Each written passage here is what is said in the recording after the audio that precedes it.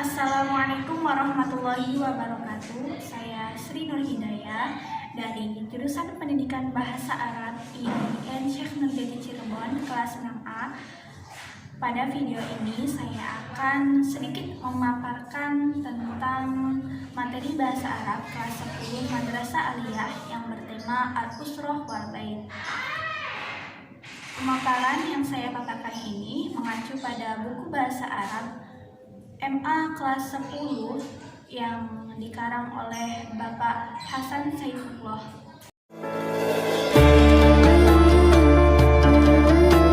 Assalamualaikum warahmatullahi wabarakatuh. Apa kabar teman-teman sekalian? Saya akan memaparkan materi Al-Usrah wal Bait. Teman-teman, materi Al-Usrah wal Bait merupakan tema kedua pada mata pelajaran Bahasa Arab di kelas 10 Madrasah Aliyah. Al-Usrah wal Bait sebenarnya apa sih definisinya? Definisi tersendiri dari Al-Usrah yaitu bermakna keluarga, sedangkan Al-Bait bermakna rumah. Pada kegiatan pembelajaran tema ini siswa-siswa akan mempelajari mengenai keluarga, anggota keluarga, hubungan antara anggota keluarga, kemudian mengenai rumah, tentang bagian-bagian rumah, entah itu halaman, kemudian ruangan dari ruang tamu, ruang kamar, dan lain sebagainya. Teman-teman, pada kegiatan pembelajaran ini diklasifikasikan menjadi 5 kegiatan, yang mana berdasarkan pada 4 keterampilan berbahasa Arab dan 1 unsur kebahasaan, yakni berdasarkan maharatul istima', keterampilan menyimak, 2. maharatul kalam, keterampilan berbicara, 3. maharatul qiraah, keterampilan membaca, 4. maharatul kitabah, keterampilan menulis, dan 5.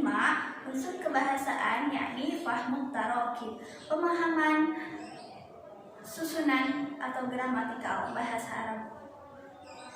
Pada kegiatan pembelajaran ini akan memahami gramatikal bahasa Arab berupa dhamir atau kata ganti, yakni mencakup dhamir munfasil, kata ganti terpisah, dan dhamir muttasil, kata ganti tersambung.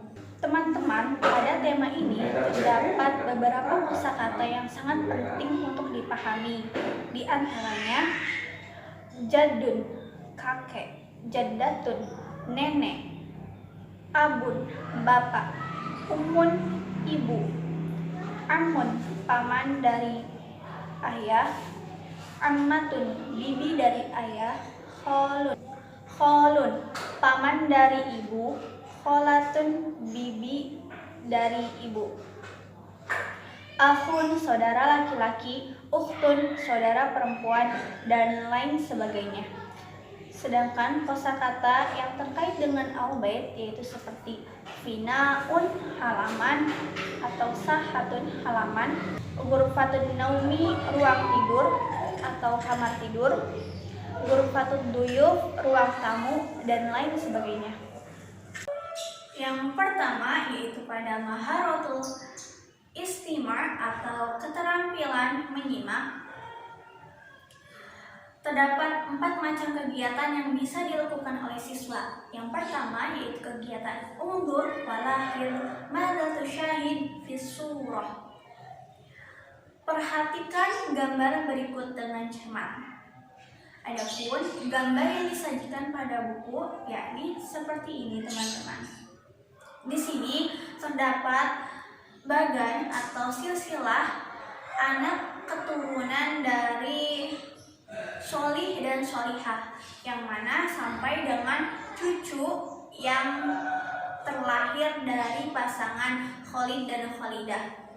Di sini tertulis semua hubungan antara anggota keluarga.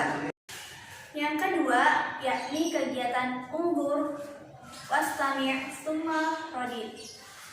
Perhatikan atau lihatlah Kemudian dengarkan dan ulangkan kembali dari apa yang didengar. Pada kegiatan ini akan disajikan sebuah mufradat mengenai kedudukan anggota keluarga atau nama-nama anggota keluarga. Di bawahnya lagi itu terdapat mufradat berupa nama anggota keluarga yang digabungkan dengan kata dhamir. Contohnya, di sini terdapat kata abun yang digabungkan dengan kata dhamir ana, maka ditulis abi.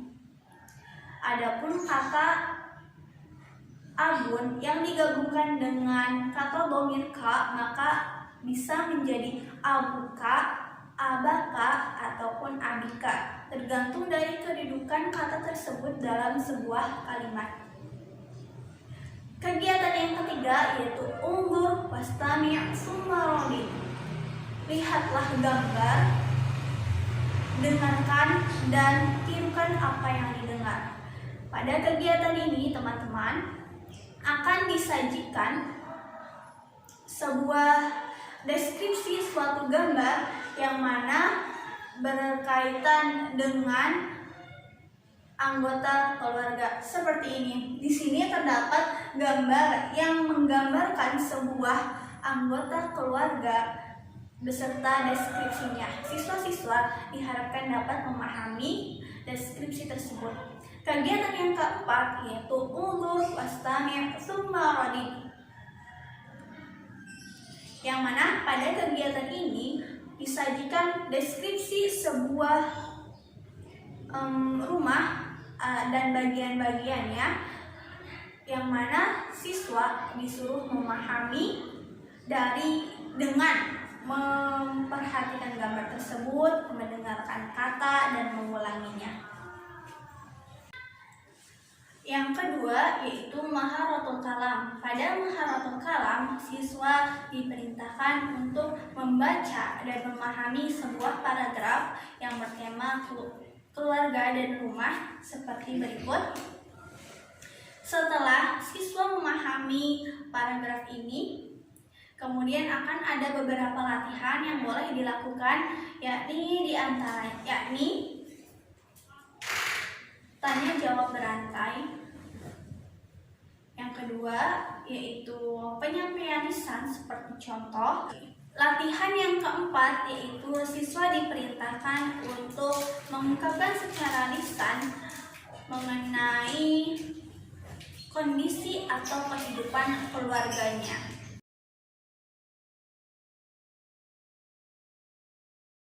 Yang ketiga, maharatul qiraah. Pada maharatul qiraah, siswa akan diperintahkan untuk membaca dan memahami sebuah paragraf yang bertema al-usrah wal bait. Maka siswa akan diperintahkan untuk membacanya dengan baik dan benar dengan memperhatikan gramatikal dan intonasi. Sedangkan guru akan mengawasi dan membenarkan jika siswa melakukan kesalahan. Yang ketiga, maharatul kitabah, maka bisa dilakukan dengan kegiatan melakukan suatu tugas dengan melengkapi paragraf penumpang dengan menyesuaikan data yang telah disajikan, ataupun juga bisa dengan menjawab pertanyaan dengan tepat berdasarkan data yang telah disajikan. Yang kelima yaitu fahmu tarokib, pemahaman susunan atau gramatikal bahasa. Dhamir atau kata ganti dapat diklasifikasikan berdasarkan orang dan berdasarkan penulisan. Berdasarkan penulisannya, dhamir dibagi menjadi dua, yaitu kata ganti terpisah atau dhamir munfasil, dan yang kedua kata ganti sambung atau dhamir muttasil.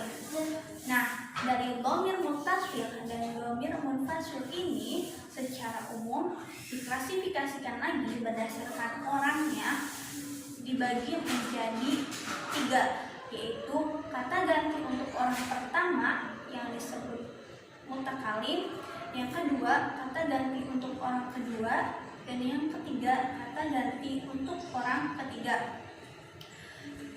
Untuk kata ganti orang kedua diklasifikasikan lagi menjadi mukhathab dan mukhatabah. Mukhathab bagi laki-laki dan mukhatabah bagi orang kedua perempuan. Sedangkan untuk kata ganti orang ketiga diklasifikasikan lagi menjadi ghaib dan ghaibah. Ghaib untuk laki-laki dan ghaibah untuk perempuan. Contohnya pada tabel berikut. Contoh kata ganti ghaib yakni terdapat huwa, huma, dan hum. Sedangkan ghaibah ini bagi yang dhamir munfasil ya. Sedangkan untuk ghaibah yaitu hiya, huma, hunna. Selanjutnya dhamir mutasil. Dhamir mutasil sama dengan dhamir mutasil pengklasifikasian berdasarkan orangnya, yakni untuk orang pertama, untuk orang kedua, dan untuk orang ketiga. Dhamir yang termasuk pada dhamir mutasil ghaib yaitu hu, huma, hum, yang ghaibah ha, huma, hunna. Mukhathab ka, huma, hum. Mukhatabah ki, huma, hunna. Mutakalim ya dan na. Seluruh dhamir mutasil penulisannya terletak di akhir kata. Contohnya pada kata abun, ketika digabungkan dengan kata dhamir ana maka menjadi abi. Sedangkan seluruh dhamir munfasil dalam penulisannya akan diletakkan di depan. Contoh dhamir muttasil. Anta muslimun, kamu seorang muslim.